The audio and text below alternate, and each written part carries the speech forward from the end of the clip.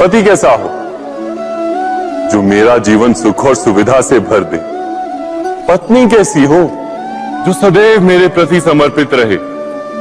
संतान कैसी हो जो मेरी सेवा करे, मेरा आदेश माने।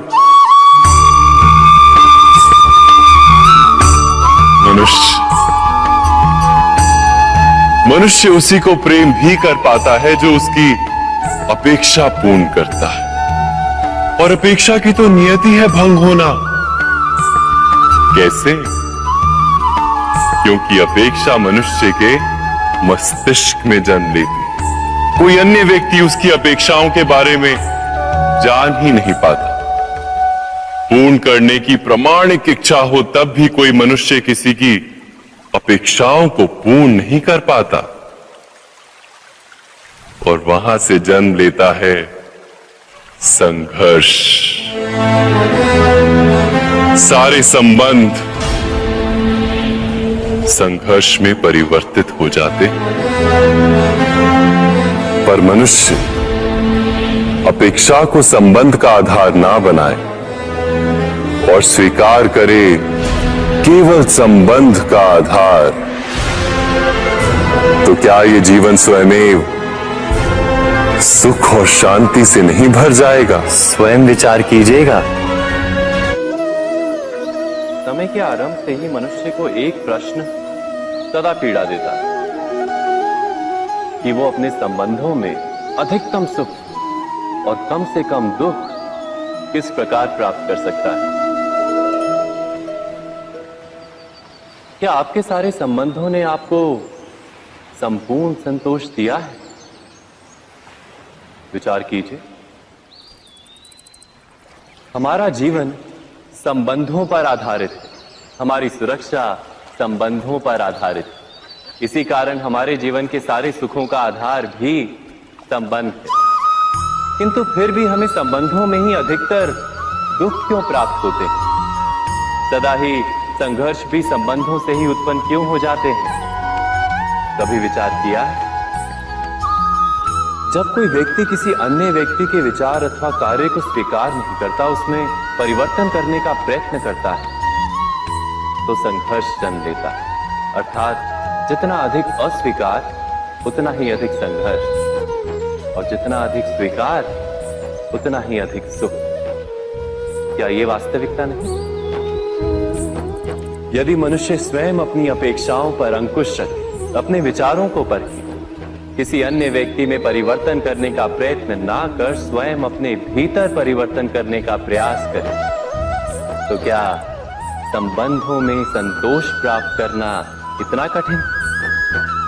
अर्थात क्या स्वीकार ही संबंध का वास्तविक अर्थ नहीं? स्वयं विचार कीजिए। जब किसी व्यक्ति को किसी घटना में अन्याय का अनुभव होता है, तो वो घटना उसके अंतर को झकझोर देती। समस्त जगत उसे अपना शत्रु प्रतीत होता है। अन्याय लगने वाली घटना जितनी बड़ी होती है, मनुष्य का हृदय भी उतना ही अधिक विरोध करता है। उस घटना के उत्तर में वो न्याय मांगता है, और ये योग्य भी है। वास्तव में समाज में किसी भी प्रकार का अन्याय व्यक्ति की आस्था और विश्वास का नाश है। किंतु ये न्याय क्या है? न्याय का अर्थ क्या है? अन्याय करने वाले को अपने कार्य पर पश्चाताप हो, और अन्याय भुगतने वाले के मन में फिर से विश्वास जगे समाज के प्रति। इतना ही अर्थ है ना न्याय का। किंतु जिसके हृदय में धर्म नहीं होता, वो न्याय को छोड़कर बैर और प्रतिशोध को अपनाता है। हिंसा के बदले प्रतिहिंसा की भावना लेकर चलता है। स्वयं भोगी हुई पीड़ा से कहीं अधिक पीड़ा देने का प्रयत्न करता है, और इस मार्ग पर चलते अन्याय को भुगतने वाला स्वयं अन्याय करने लगता है। शीघ्र ही वो अपराधी बन जाता है, अर्थात न्याय और प्रतिशोध के बीच बहुत कम अंतर होता है और इसी अंतर का नाम है धर्म। क्या ये सत्य नहीं? स्वयं विचार कीजिए और मर्यादाएं निर्मित करने का प्रयत्न अवश्य करते हैं। हम यदि सारे संबंधों पर विचार करें तो देखेंगे कि इन सारे संबंधों का आधार यही सीमाएं हैं जो हम दूसरों के लिए निर्मित करते हैं। और यदि अनजाने में भी कोई अन्य व्यक्ति इन सीमाओं को तोड़ता है तो उसी क्षण हमारा हृदय क्रोध से भर जाता है। इन सीमाओं का वास्तविक रूप क्या है? क्या हमने कभी विचार किया? सीमाओं के द्वारा हम दूसरे व्यक्ति को निर्णय करने की अनुमति नहीं देते, अपना निर्णय उस व्यक्ति पर थोपते हैं, अर्थात किसी की स्वतंत्रता का अस्वीकार करते हैं। और जब स्वतंत्रता का अस्वीकार किया जाता है तो उसका हृदय दुख से भर जाता है, और जब वो सीमाओं को तोड़ता है तो हमारा हृदय क्रोध से भर जाता है। क्या ऐसा नहीं होता?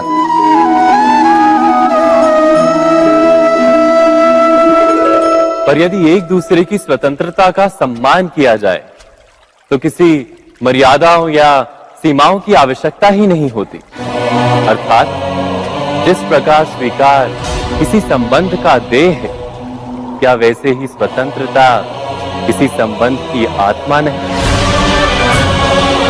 स्वयं विचार कीजिए।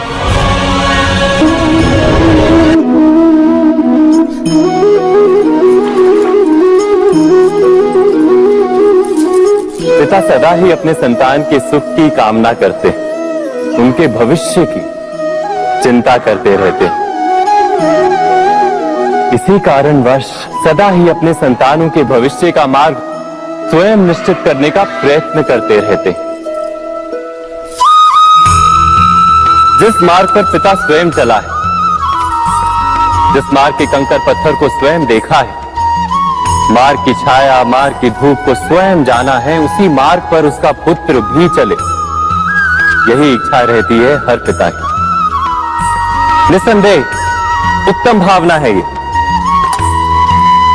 किंतु 3 प्रश्नों के ऊपर विचार करना हम भूल ही जाते हैं। कौन से प्रश्न?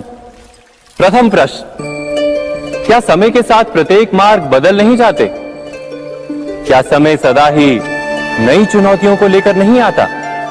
तो फिर बीते हुए समय के अनुभव नई पीढ़ी को किस प्रकार लाभ दे सकते हैं? दूसरा प्रश्न, क्या प्रत्येक संतान अपने माता पिता की छवि होता है? हाँ, संतानों को संस्कार तो अवश्य माता पिता देते हैं, किंतु भीतर की क्षमता तो ईश्वर देते हैं। तो जिस मार्ग पर पिता को सफलता मिली है, विश्वास है कि उसी मार्ग पर उसकी संतानों को भी सफलता और सुख प्राप्त होगा।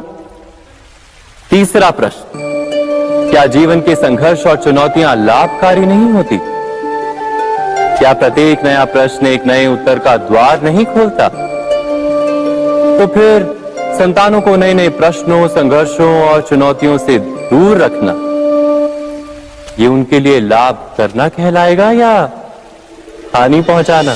अर्थात जिस प्रकार संतान के भविष्य का निर्माण करने के बदले उसके चरित्र का निर्माण करना श्रेष्ठ है, वैसे संतानों के जीवन का मार्ग निश्चित करने के बदले उन्हें नए संघर्षों के साथ जूझने के लिए मनोबल व ज्ञान देना अधिक लाभदायक नहीं होगा? स्वयं विचार कीजिए। सबके जीवन में ऐसा प्रसंग अवश्य आता है कि सत्य कहने का निश्चय होता है हृदय में, किंतु मुख से सत्य निकल नहीं पाता। कोई भय मन को घेर लेता है। किसी घटना अथवा प्रसंग के बारे में बात करना या फिर स्वयं से कोई भूल हो जाए उसके बारे में कुछ बोलना, क्या ये सत्य है? नहीं, ये तो केवल तथ्य है।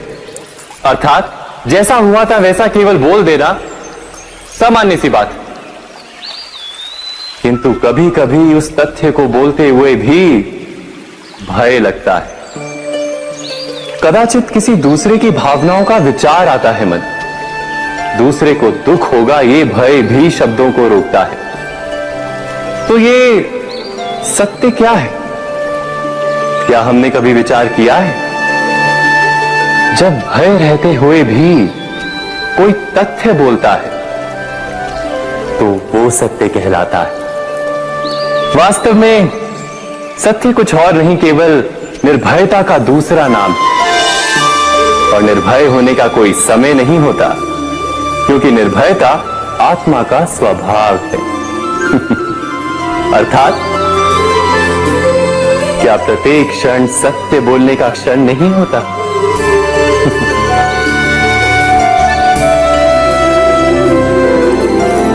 स्वयं विचार कीजिए, जब भी किसी की आशा और इच्छा भंग होती है तो उसका हृदय क्रोध से भर जाता है। जिस व्यक्ति को वो अपना अपराधी समझता है उसे दंड देने का प्रयत्न करता है। पर क्या हमारी इच्छा या आशा का भंग होना क्या सदा ही किसी का अपराध होता है? इच्छाओं के अपूर्ण रहने के तो कई कारण हो सकते हैं। कुछ तो संजोग के कारण अधूरी रह जाती हैं और कुछ नियति के कारण। और कभी कभी इच्छाओं का स्वरूप ही ऐसा होता है कि वो पूर्ण नहीं हो पाती। बिना परिस्थिति पर विचार किए किसी को अपराधी मान लेना न्याय नहीं, प्रतिशोध है। न्याय का आधार तो दया है, करुणा है, और प्रतिशोध का आधार क्रोध, अहंकार। अर्थात हृदय में करुणा धारण किए बिना किसी के अपराध के विषय में विचार करना, किसी को दंड देना, क्या अपने आप में ही अन्याय नहीं? स्वयं विचार कीजिए।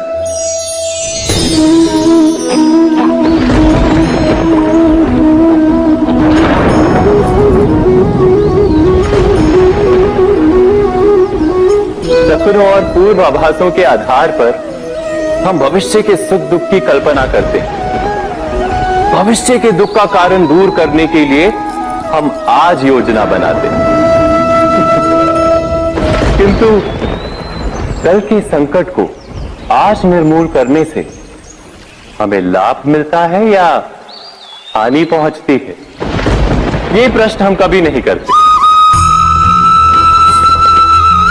सत्य तो ये है कि संकट और उसका निवारण साथ जनते हैं, व्यक्ति के लिए भी और सृष्टि के लिए भी। नहीं, आप अपने भूतकाल का स्मरण कीजिए, इतिहास को देखिए। आप तुरंत ही ये जान पाएंगे कि जब जब संकट आता है तब तब उसका निवारण करने वाली शक्ति भी जन्म लेती है। यही तो जगत का चलन है। वस्तुतः संकट ही शक्ति के जन्म का कारण है। प्रत्येक व्यक्ति जब संकट से निकलता है तो एक पद आगे बढ़ा होता है, अधिक चमकता है, आत्मविश्वास से अधिक भरा होता है, न केवल अपने लिए अपितु विश्व के लिए भी। क्या ये सत्य नहीं? वास्तव में संकट का जन्म है एक अवसर का जन्म, अपने आप को बदलने का, अपने विचारों को ऊंचाई पर करने का अवसर, अपनी आत्मा को बलवान और ज्ञान मंडित बनाने का अवसर। जो ये कर पाता है उसे कोई संकट नहीं होता, किंतु जो ये नहीं कर पाता वो तो स्वयं एक संकट है विश्व के लिए। विचार कीजिए।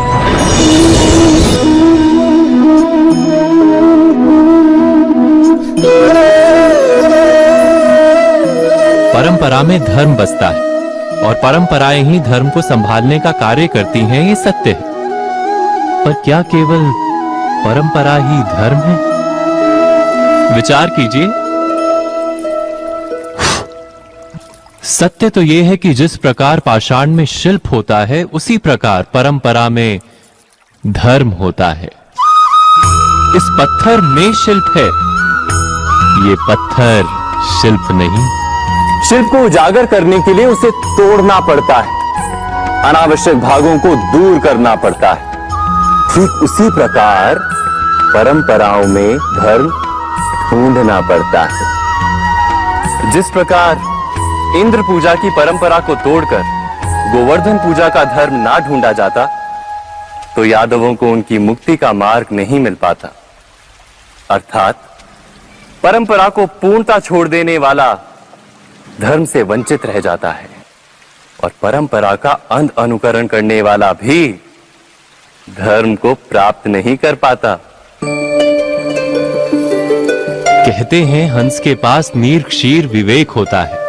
दूध में मिले पानी को छोड़कर केवल दूध ही ग्रहण करता है। तो क्या सच्चा धर्म प्राप्त करने के लिए हृदय में ज्ञान से जन्मा विवेक आवश्यक है? और ऐसे विवेक के बिना जिसे धर्म मान भी लिया जाए, जो वास्तव में धर्म ना भी हो, ऐसा भी तो हो सकता है। स्वयं विचार कीजिएगा।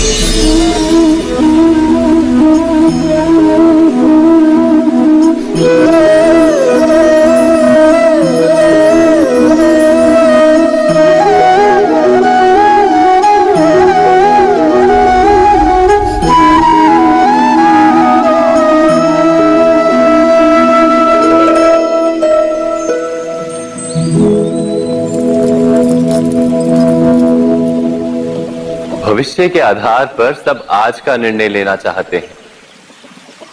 भविष्य में सुख मिले, भविष्य सुरक्षित हो, ऐसे निर्णय आज लेने का प्रयत्न रहता है सबका। आप अपने जीवन को देखिए। क्या आपके अधिकतर निर्णय के पीछे भविष्य का विचार नहीं होता? और हो भी क्यों ना। अपने जीवन को सरल और सुखमय बनाने का प्रयत्न करने का अधिकार सबका है। पर भविष्य तो कोई नहीं जानता, केवल कल्पना ही की जा सकती है। तो जीवन के सारे महत्वपूर्ण निर्णय कल्पनाओं के आधार पर ही करते हैं हम।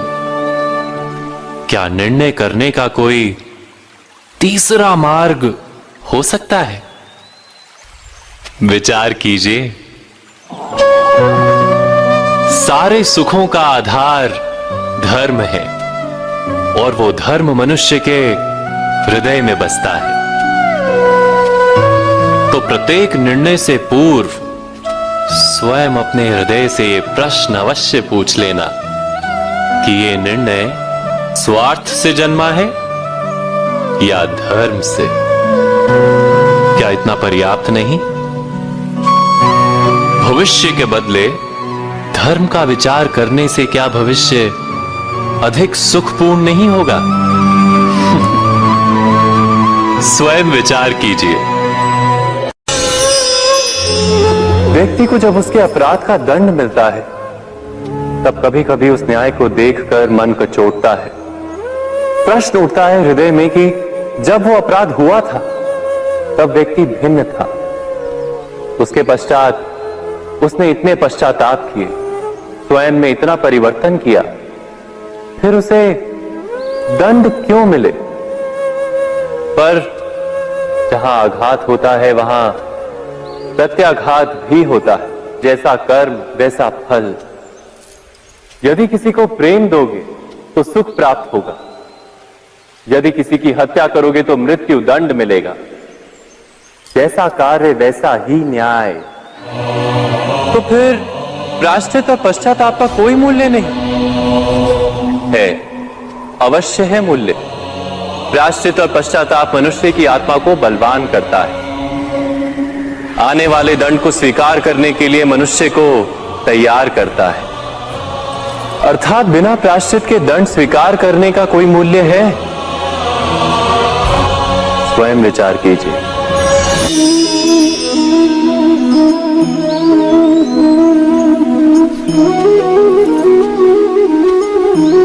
जब अपने किसी अच्छे कार्य के उत्तर में दुख प्राप्त होता है अथवा किसी को उसके दुष्ट कार्य में सुख मिलता है, तो मन अवश्य ये विचार करता है कि अच्छा कार्य करने का, धर्म के मार्ग पर चलने का तात्पर्य क्या है। पर दुष्ट आत्मा को क्या प्राप्त होता है ये भी देखिए। दुष्टता करने वाला हृदय सदा चंचल रहता है, अकुलाता रहता है।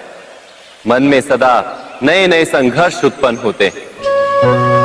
अविश्वास उसे जीवन भर दौड़ाता है। क्या ये सुख है? जब भी धर्म पे चलने वाले, अच्छा कार्य करने वाले, सत चरित्र व्यक्ति का हृदय शांत रहता है। परिस्थितियां उसके जीवन के सुख में बाधा नहीं बनती। समाज में सम्मान और मन में संतोष रहता है सदा।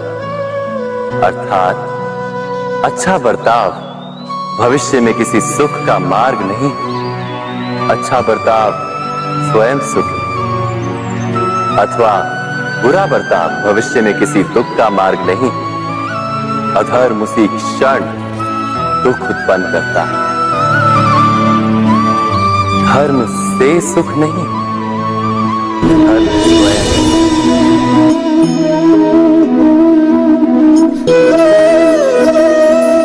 सत्ता की लालसा सबके हृदय को घेरे रहती है। प्रत्येक व्यक्ति अपना एक राष्ट्र निर्मित करने का प्रयत्न अवश्य करता है। फिर वो राष्ट्र कुरु राष्ट्र की भांति बहुत बड़ा हो या फिर अपने परिवार तक सीमित हो, वो सत्ता प्राप्त करने का प्रयास अवश्य करता है। किंतु सत्ता का वास्तविक रूप क्या है? क्या हमने कभी विचार किया है? एक मनुष्य जितने अधिक लोगों के जीवन को प्रभावित कर सके, जितने अधिक लोगों के जीवन की स्वतंत्रता पर अंकुश रख सके, उतनी ही अधिक सत्ता का अनुभव करता है वो। सत्ता का वास्तविक रूप ही है अन्य के जीवन पर स्वयं का प्रभाव। किंतु क्या वास्तविक प्रभाव प्रेम, दया, करुणा और धर्म से निर्मित नहीं होता? जब भी मनुष्य कठोरता और अधर्म से सत्ता प्राप्त करने का प्रयत्न करता है, तब वो दूसरों के हृदय में विरोध अथवा विद्रोह को जन्म देता है। और परिणाम कुछ इस प्रकार। हां, कुछ समय के लिए वो स्वयं को प्रभावी और शक्तिशाली अवश्य पाता है, किंतु वो वास्तविक सत्ता नहीं। यही कारण है कि भृगु और वशिष्ठ जैसे ऋषियों की आज भी पूजा की जाती है, रावण और हिरण्यकशिपु की नहीं। इस पर तो आप विचार अवश्य करें। सत्य कहा ना?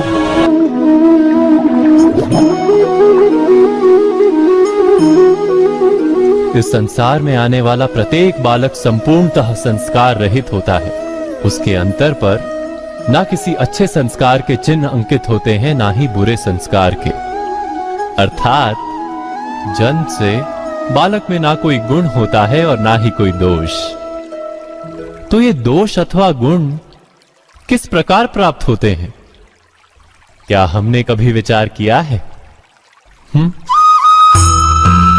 जो बात माता पिता के मुख से निरंतर सुनी जाती है, वही बात उनकी संतानों के हृदय का संस्कार बनती है। जैसे किसी गांव में नदी तट तक एक पगडंडी बन जाती है केवल उस मार्ग पर बार बार चलने के कारण। अर्थात माता पिता के हृदय की इच्छाएं उनकी संतानों के हृदय का दोष अथवा गुण बनकर जन्म लेती हैं। क्या ये सत्य नहीं? पर फिर भी जब उनकी संतानों में कोई दोष दिखाई देता है, तो माता पिता आश्चर्य और दुख से भर जाते हैं। माता पिता का हृदय ये प्रश्न करता है कि उनकी संतानों में ये कुसंस्कार आए कहां से?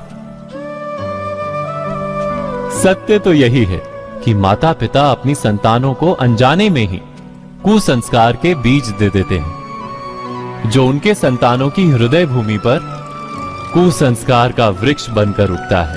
अर्थात अपनी संतानों को सुसंस्कारी और धर्ममय बनाने की आशा रखने वाले प्रत्येक माता पिता को प्रथम अपने हृदय की इच्छाओं पर अंकुश रखना क्या अनिवार्य नहीं?